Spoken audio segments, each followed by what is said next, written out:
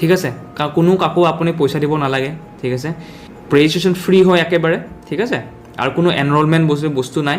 আৰু কোনোবাই যদি খোজে যে ফৰএভাৰ কৰি আছোঁ বহুত সময়ৰ পৰা, অলৰেডি মই এটা বেলেগ টিমত কৰি আছোঁ, যদি কোনোবা এনেকৈ কয় বা কিন্তু আপুনি জানিব বিচাৰিছে আমি কি ধৰণে কাম কৰিছোঁ, আমি কি অট'মেশ্যনৰ ধৰণে কাম কৰি আছোঁ, যদি বুজিব বিচাৰিছে তেনেহ'লে লিংক ডেছক্ৰিপশ্যনত আছে, আপুনি বুজিব পাৰে, ঠিক আছে।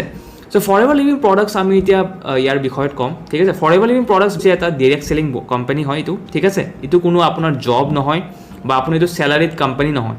আপুনি যদি ৱৰ্কটো ষ্টাৰ্ট কৰিব বিচাৰিছে, ঠিক আছে, তেনেহ'লে আপুনি নিজে ইয়াত প্ৰডাক্ট আপুনি পাৰচেছ কৰিব পাৰে, ঠিক আছে।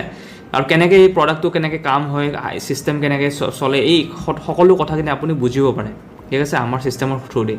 চ' ID এক্টিভেশ্যনৰ নামত কোনোবাই যদি আপোনাৰ পৰা 1000 টকা 1500 টকা যদি লৈ আছে, ঠিক আছে, কোনোবাই মানুহে কৈছে যে IDটো এক্টিভেট কৰিবৰ কাৰণে 1000 টকা লাগে, 1500 টকা লাগে, তাৰপাছত আপুনি 2CC কৰিব পাৰে, এনেকুৱা কোনো কথা নাই।